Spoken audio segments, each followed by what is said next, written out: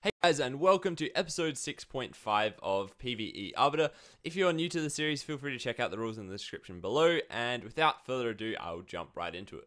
So to begin with guys, I'm going away for a week this week, hence why this episode is shorter than I would like, and also does not contain the thrilling player versus enemy content I would like, but I have made a lot of changes and updates to the Armory as well as the hit list, so it is up to date with the latest content updates to hit Old School RuneScape, and I did still manage to make some cool progress with the series nevertheless.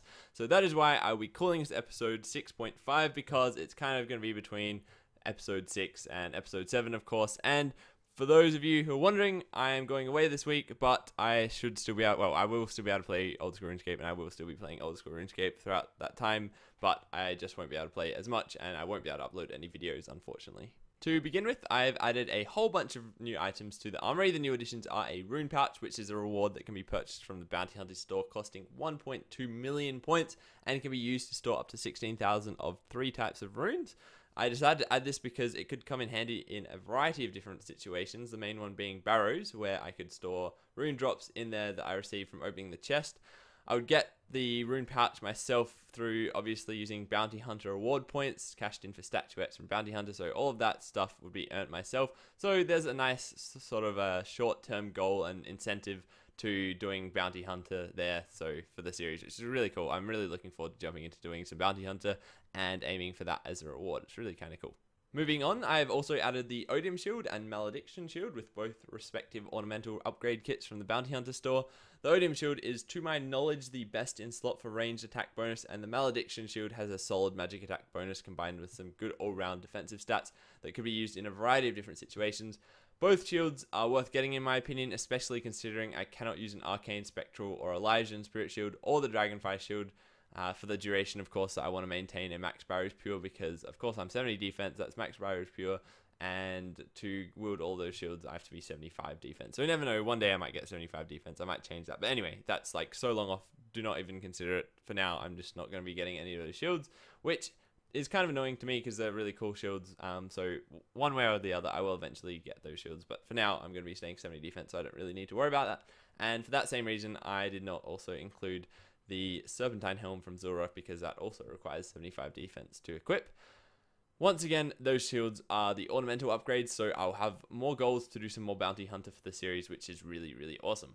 I have added the Blessed Spirit Shield, however, as that is only 70 defense to equip, and it offers the best all-round defense bonuses I think that I'm going to be able to get with level 70 defense, with the exception of a Crystal Shield, which brings me to my next point. I've added the Crystal Shield and Crystal Bow to the Armory. This is because the Crystal Shield has the highest range defense I believe that I can get at 70 defense, and the Crystal Bow is an awesome ranged weapon, at least until I get an Armadale Crossbow, and even then it's still pretty boss. Both the crystal items I will tick off once I get the new versions of each, so fully charged new versions of each, as well as imbued both at Nightmare Zone. That way they don't lose any of their bonuses until they eventually revert back to the Crystal Seed, and both are two pretty easy items to get, but they both have some really cool benefits, so I thought that they were definitely worth adding to the Armory. I've also added the Toxic Blowpipe, as it is a very handy ranged weapon for a variety of different situations, as well as the Staff of the Dead, and eventually, when I can, I will replace the Staff of the Dead with the upgraded version called the Toxic Staff of the Dead, as both versions of the staff will come in handy in a lot of player versus enemy situations throughout Old School RuneScape. The same applies for the Staff of the Swamp, which is, of course, an upgraded version of the Trident of the Seas. On top of these, I added the Abyssal Tentacle, as it is worth using despite losing an Abyssal Whip every 10,000 hits. If I was training something like Slayer, I would likely use an Abyssal Whip if I couldn't afford the Tentacle at the time, but for PvP or bossing situations, I would likely use the Abyssal Tentacle over just a regular Abyssal Whip. I also added the Book of Darkness and Book of Lore, as they could both be quite useful in PvP and PvM, especially while I save up for the Wilderness Shields. So the Book of Lore, I believe, is the God book, which contains Armadale pages, and the Book of Darkness is the God book, which I believe contains the Ancient pages. I do apologize if I got those around the wrong way, but I think that's right. And I also added the Treasonous Ring Imbued and the Ring of the Gods. The Treasonous Ring Imbued, of course, for Corporal Beast, and the Ring of the Gods for the prayer bonus it offers, as well as the potential use it could be while getting ecumenical keys, as when you wear that in the Wilderness Gold Wars dungeon area, all monsters will be non-aggressive towards you. The final addition to the Armory is the Occult Necklace, which will be handy for any pure magic attack situations whatsoever. So I hope I've given an alright description of all the latest Armory additions. I will, as always, make changes if you guys suggest them in the comments, or as new updates are brought to Old School RuneScape, which I'm sure they will be. I'm sure new items will constantly be coming out, and I can't wait to get my hands on these items and all the other ones which I currently haven't had any chance to get so far, as they all look really cool and they all have some really, really awesome benefits. I have also updated the hit list, of course, as well, to now include Zulrah, the Corporal Beast, the Cave Kraken, and the Thermonuclear Smoke Devil. So yes, that does mean I will need to get level 93 Slayer minimum, which is pretty cool to think about. Slayer is a really cool skill. At least it's one of the skills that I really want to get up really high in Old School RuneScape, because there's just so many cool monsters you can kill and so many cool unique drops you can get, which are actually really useful in game. So I'll also be adding some extra goals later down the track with the hit list, and that will be for killing each of the bosses a certain number of times. But for now, I'll just stick with the one kill and try to mix it up as much as possible while I am still in the early days of this series. Anyway, that's it for the latest additions to the Armory and the hit list. Time to jump into some live commentary. So I just ran out of supplies after that trip where I just got 90 attack in Nightmare Zone, and now I've got 1.2 million tokens, which is awesome. So I can enchant my, well, I can get my Berserker Ring imbued, and that should give it a +8 strength bonus instead of the +4. So that's really cool. Obviously just something definitely worth doing. Anyway, I better get some more supplies and do the same for my Slayer Helm. So I've managed to finally get enough points to imbue my Slayer Helm, which is absolutely awesome. 1.9 million points, that's awesome. Upgrades, 1.25 million for the Slayer Helm. Hopefully that's worth it. There you go, Slayer Helm Eye. That'll be really great if I want to range or mage any of my Slayer tasks, which I'm sure I will in the future, especially when I get some really high, or much higher Slayer levels, and maybe one day when I want to, you know, maybe solo Kriara, I believe. Kriara's Armadillo, right? I think so. I think I got that right. Hopefully I didn't get that wrong, because otherwise everyone's going to destroy me. But anyway, sorry about that if I did, but I think that's right. So that's awesome. I have my Slayer Helm imbued, and I think now I'm going to go try out some Barrows. I just want to do some Barrows just so I could try and maybe make a bit of quick low-level money just from PVM. And that way I can, you know, just upgrade some gear, just get some better base gear for Bandos or some other God Wars dungeon, which I'm really looking forward to. I'm really looking forward to going back to Barrows as well, actually, because last time I went there, I didn't actually use a Trident of the Seas or a lot of the new gear that's come out, and I think I can get some really fast runs now, and especially I've got 99 Mage, and I've got some much higher stats than I had before, so it's going to be really cool to try that out. Anyway, I'm going to go check out Bandos. Barrows.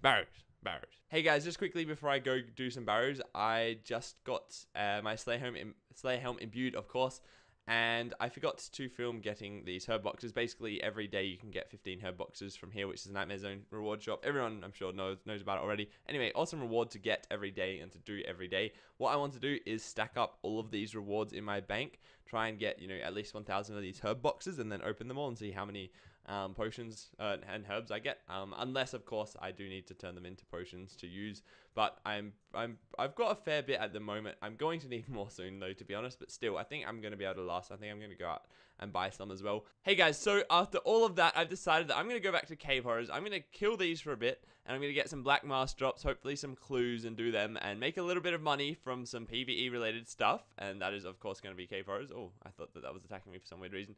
Anyway, and then hopefully after a little bit, these are averaging around 500k an hour, so I hope that I will have, after, you know, a few hours, enough money to buy some Arams, and also maybe do a little bit more of these and get enough money for a Trident of the Seas and maybe some other gear, and then just have a decent base setup to start off at Barrows, because I don't want to go to Barrows and be using something like Slayer Dart or some just kind of low level gear. When I've got all this stuff, I kind of just want to actually just do it properly and try and do some really good Barrows runs. So that's what I'm going to do. I'm going to camp here for a little bit.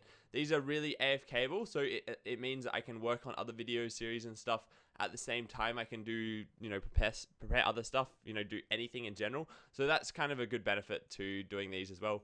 And I mean, it's just not very productive in terms of, I mean, it's getting me attack XP right now. I kind of want strength XP, and also it's not getting me any Slayer XP. It's not getting me any hit points XP, or it is, but it's not, you know, I don't need any more hit points XP. So the only reason I'm doing this is for money. Hopefully I'll only be here for maybe, I'm thinking, a max of 3 to 4 hours. Hey guys, so I've been here for about 30 minutes killing Cave Horrors, and I just wanted to talk about Cave Horrors themselves a little bit and some clue scrolls.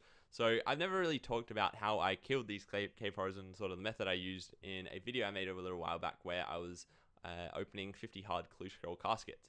So, and the main way I got those hard clues was killing cave horrors, just because at the time that was, you know, the easiest way of doing it, and that's sort of what I was interested in. And I sort of wanted to see how many hard clues and black mass I could get from the amount of clues it would take, or the amount of cave horrors, sorry, to kill that it would take to get 50 hard clues from them.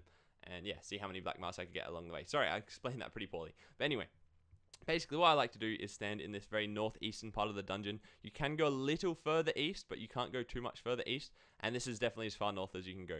So if you see a mini-map area with this sort of layout, then that's basically where I am. I mean, I could give a better description, I do apologize, but there are a lot of other spots you can AFK in here. I mean, this probably isn't even the best one, although I've seen other people use this, and I've seen other people use other spots. It doesn't really matter, I don't think, too much.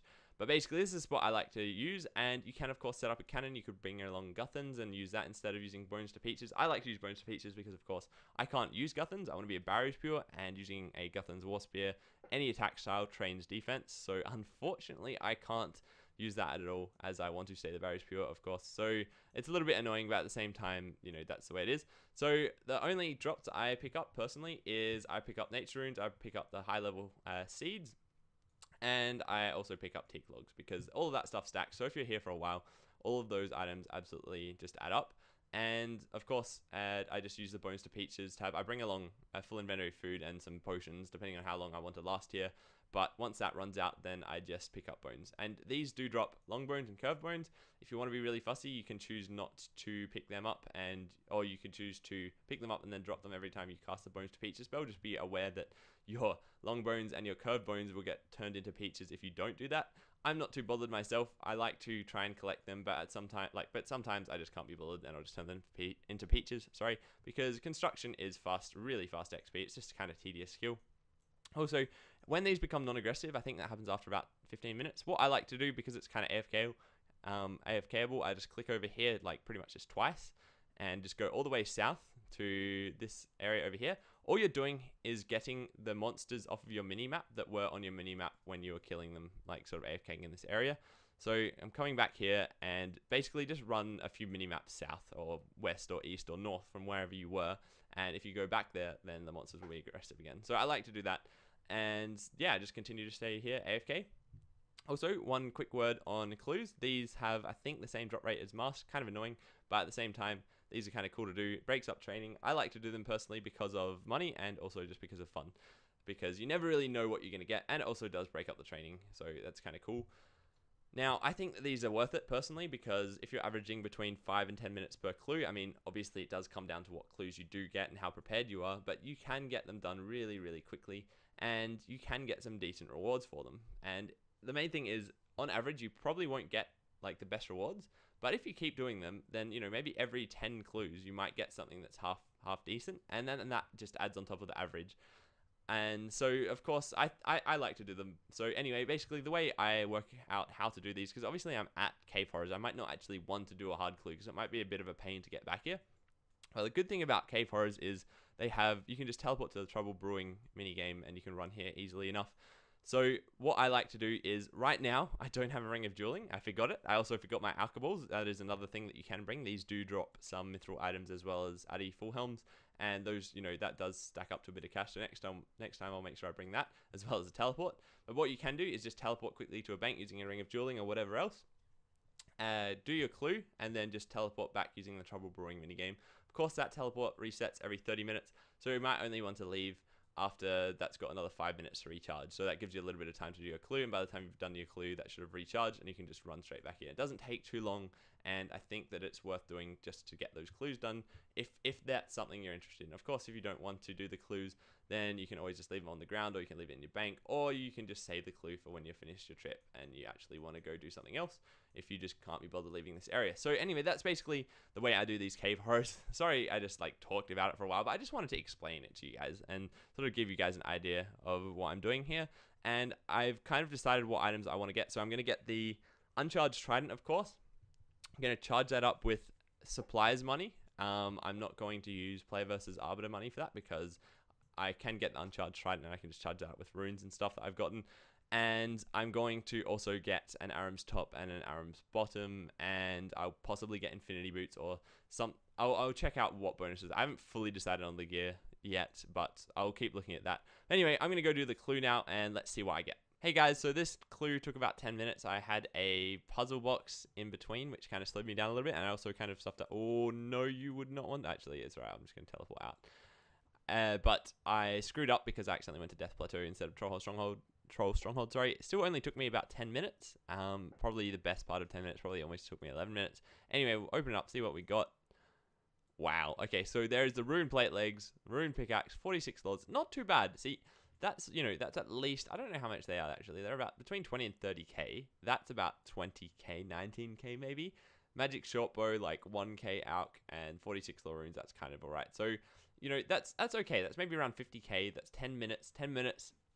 So if you're getting 50k every 10 minutes for an hour, then of course you're getting 300k an hour doing hard clues. That's not too bad, given that that's like a pretty average hard clue reward. If you did 10 of those and maybe got a Zammy page after, on average, maybe even a Zammy page on average every 25 clues. So that's like one semi-decent item every 25 clues. And that's pretty bad average, to be completely honest. You're still going to be getting something. You're going to be getting a decent amount of money from each clue. So that's not bad. I'm pretty happy with that.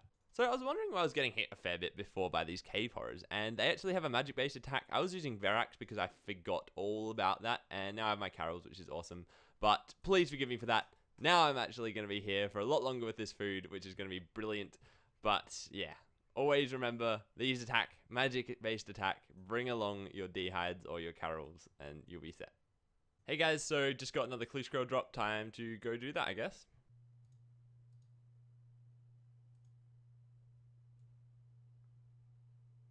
Hard clue 66. Not too bad. Rune, shield H1, pest control, teleport, viscous teleport. I mean, I don't mind these teleport scrolls. They can come in handy every now and then. Not too bad, not too bad. Okay, so I got another hard clue. This is my third hard clue. It has probably been about an hour to 1 hour and a half that I've spent here. So I'm going to go do this clue and hopefully it gives me something good. And then hopefully I get a few black mask drops in a row the next time I come here. Okay, so here I am. This should be the last clue. It's taken a lot longer than it should have. It's taken 13 minutes, as you can see here. I screwed up at the start. I forgot my spade, and I also had a puzzle box, and also went to the wilderness volcano as well. The puzzle box doesn't really take that long, but the other two clues just took ages, especially because I forgot my spade the first time. Anyway, what is the loot? Oh, well, not bad, not bad. I mean, Saradome page 2, I mean, it's at least a cool kind of unique item, even though it's a Sarah page 2. It's probably worth like 10 or 20k. Black D had body, not bad. Magic longbow, not bad. Rune plate legs, not bad. All kind of useful items that can be alched or used or whatever. So, not too bad. Just a fairly sort of average clue, I guess. Look at that. Finally, look at that lovely black mask on the ground. I've actually been here for about 30 minutes and I finally managed to get this thing. Now that's 30 minutes, not including probably about an hour and a half where I did not get a single black mask drop, which is probably the longest I've had to wait to get a black mask drop. So hopefully I get more from now on. Anyway, I'm going to do this hard clue now that I've finally got a black mask drop, and hopefully I get something good from that. Anyway, we'll see how it goes.